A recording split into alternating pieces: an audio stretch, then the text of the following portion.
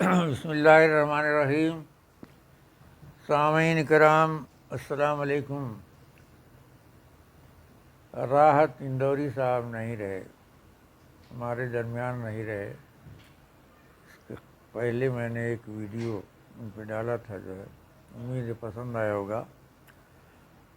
آج یہ second part اس کا جو ہے وہ روزنامہ انقلاب سے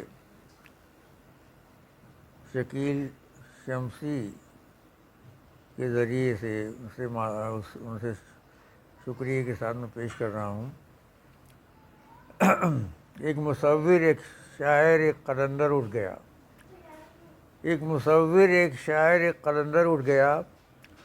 منگل کی صبح کو فیس بک پر راحت بھائی کا میسج دیکھا، جس میں انہوں نے اپنے کو کورونا متاثر ہونے کی اطلاع دی تھی اور اپنے جلد صحت یاب ہونے کے لیے دعا کرنے کو کہا تھا، مگر شام 5 بجے کے آس پاس ایک میسج آیا کہ راحت اندوری صاحب اللہ کو پیارے ہو گئے۔ ظاہر ہے کہ وہ ہندوستان ہی نہیں، پوری دنیا میں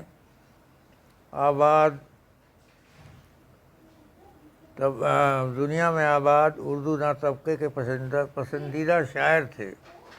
اس خبر کے آتے ہی فیس بک اور ٹویٹر پر ان کو خراج عقیدت پیش کرنے کا لامتناہی سلسلہ چل پڑا۔ بھلے ہی ان کے جنازے کو کاندھا دینے کے لیے چند افراد ہی کو اجازت ملی ہو، مگر سوشل میڈیا پر ان کا جنازے کا کاندھا دینے والے کے لیے ایک ہجوم امڑ پڑا تھا۔ ان کو خراج عقیدت پیش کرنے کے لیے اردو چینلوں کے ساتھ ساتھ آج تک NDTV جیسے بڑے چینلوں نے بھی اسپیشل پروگرام نشر کیے۔ غم و اندوہ کے اس عالم مجھے 70 کی دہائی میں راحت بھائی کے ساتھ گزرے ہوئے وہ لمحات یاد آ رہے تھے جو میرے چچا ناظر خیامی صاحب کے گھر آئے تھے۔ اتفاق سے اس دن شاعر فضل نقوی مرحوم کے گھر پر بزم ادب کی ماہانہ طرحی نشست تھی، جس میں ناظر خیامی اور کرشن بہاری نور بھی اپنا کلام پڑھنے والے تھے۔ اب اس کے بعد سماعت فرمائیں کہ یہ شکیل شمسی صاحب نے راحت اندوری صاحب سے کہا کہ چلیے ہم لوگ کہیں بیٹھ کے شعر و شاعری ایک دوسرے کو سناتے ہیں۔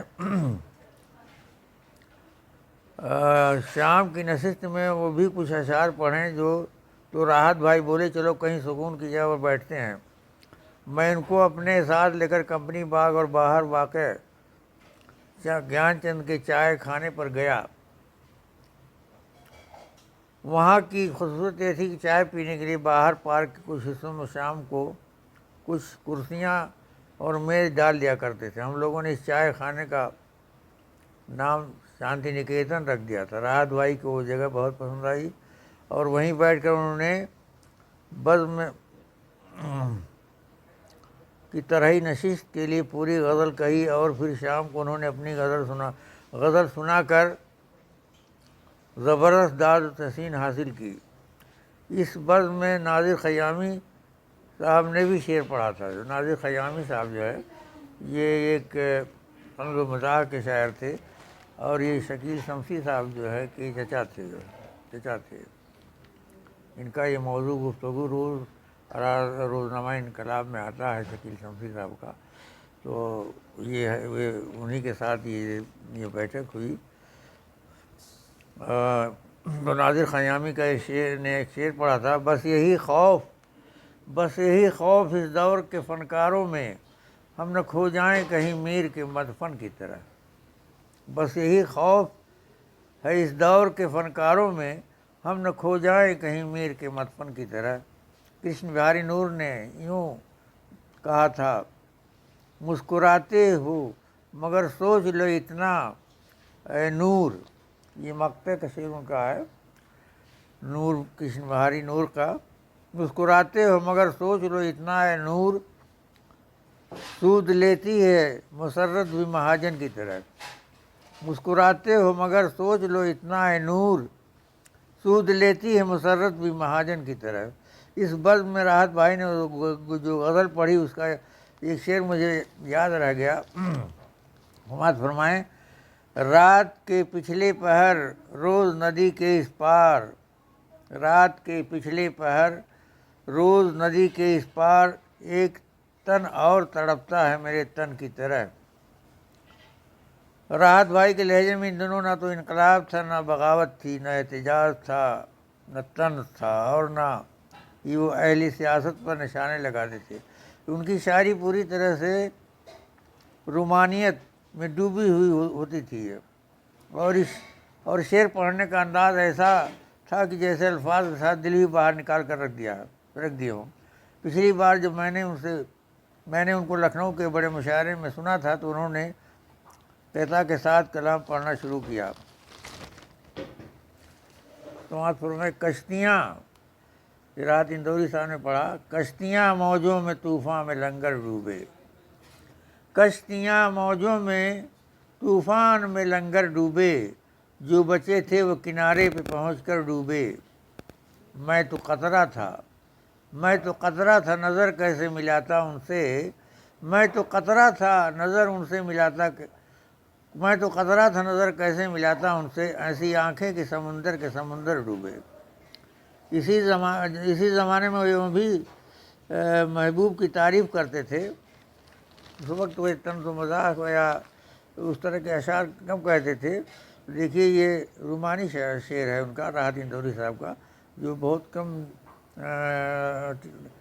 چینلوں پہ آئے ہوگا جو ہے. میں نے دیکھا ہے تجھے غور سے اے جانے غزل، میں نے دیکھا ہے تجھے غور سے اے جانے غزل، میرا غالب تیرے الجھے ہوئے بالوں میں ملے. یہ رومانی شعر ہیں جو ہے. بعد میں راحت اندوری صاحب نے وہ لہجہ اپنایا جو ان کا خاص لہجہ ہو گیا. اس لہجے کے شاعر اس دور میں ملنا مشکل ہے. منور رانا صاحب بھی اس میں آتے ہیں، لیکن راحت صاحب میں جو بات تھی، ایک شعر کو ایک منٹ ملا کے پڑھتے تھے. تو یہ رومانی ہے ان کا، شروع کا ہے: میں نے دیکھا ہے تجھے غور سے اے جانے غزل، میر غالب تیرے الجھے ہوئے بالوں میں ملے. چاند کو ہم نے کبھی غور سے دیکھا ہی نہیں، چاند کو ہم نے کبھی غور سے دیکھا ہی نہیں، اس سے کہنا کہ کبھی دن کے اجالوں میں ملے. چاند کو ہم نے کبھی غور سے دیکھا ہی نہیں، اس سے کہنا کہ کبھی دن کے اجالوں میں ملے. شکل صورت میں تو جیسے بھی ہیں راحت صاحب، پھر بھی جب وہ ملے زہرا جمالوں میں ملے. ایک بار انہوں نے مشاعرے میں جیسے ہی مطلب پڑھنا شروع کیا: جھیل اچھا ہے کنول اچھا ہے جام اچھا ہے، جھیل اچھا ہے کنول اچھا ہے جام اچھا ہے، تو سامعین کی طرف سے کسی نے کہا جھیل اچھی ہوتی ہے. اس پر راحت صاحب نے کہا کہ پہلے آپ پوری وہ سنیے، شعر سنیے. اور انہوں نے مطلب پڑھا تو پورا حال داد و تحسین کی آوازوں سے گونج اٹھا. تمام فرمائیں: جھیل اچھا ہے کنول اچھا ہے جام اچھا ہے، تیری آنکھوں کے لیے کون سا نام اچھا ہے. تو یہ شروع کی شاعری تھی آپ کی، جو رومانی شاعری تھی. اور اس میں جو ہے وہ ادھر جو پڑھ رہے تھے وہ طنز مزاح تو نہیں تھا، مطلب حکومت یا اپنی بات بہت اچھے لہجے میں پڑھتے تھے جو ہے. تو جو ہے انہوں نے شاعری کی دنیا کمائے. مشاعروں کے ساتھ ساتھ سینکڑوں کبھی سمیلنوں میں بھی انہوں نے پڑھے. فلمی دنیا کو بھی اپنے کلام سے روشناس کیا. راحت بھائی تو مر گئے مگر ان کا کلام ہمیں یقین ہمیشہ زندہ رہے گا. اب اس کے بعد سنیے جو ہے کہ یہ طالب رام پوری نے راحت اندوری صاحب کے لیے فرمایا ہے، مرنے کے بعد جو ہے طالب رام پوری نے راحت اندوری صاحب کے انتقال کے بعد یہ فرمایا ہے: ساتھ اپنے قیمتی لفظوں کی دولت لے گئے، ساتھ اپنے قیمتی لفظوں کی دولت لے گئے، عالمی ہر دل عزیزی اور شہرت لے گئے، مسکرا کر درد کا قصہ بیاں کرتے ہوئے آپ تو راحت میاں محفل کی راحت لے گئے، آپ تو راحت میاں محفل کی راحت لے گئے جو ہے۔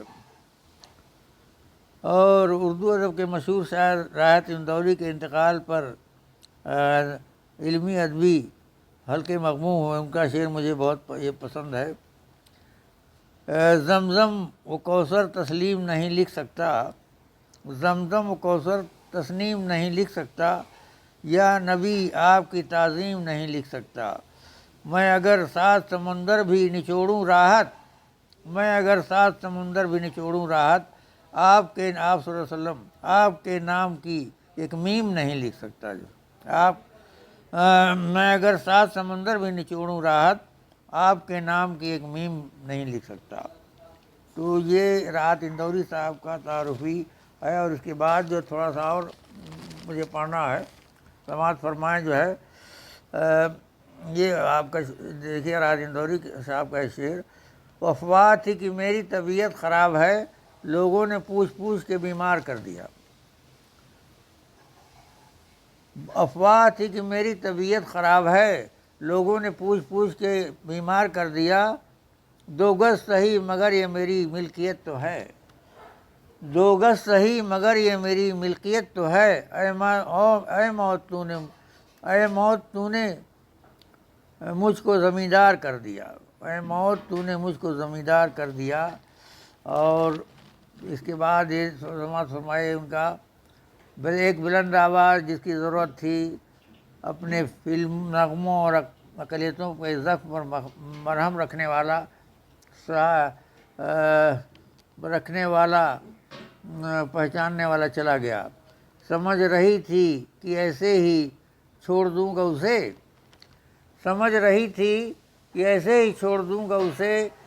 ایک ہی ندی کے ہیں یہ 2 کنارے دوستو، دوستانہ زندگی سے موت سے یاری رکھو، دوستانہ زندگی سے موت سے یاری رکھو۔ اور یہ شعر دیکھیے، یہ سانحہ تو کسی دن گزرنے والا تھا، میں بچ بھی جاتا تو ایک روز مرنے والا تھا۔ یہ راحت اندوری صاحب ہیں۔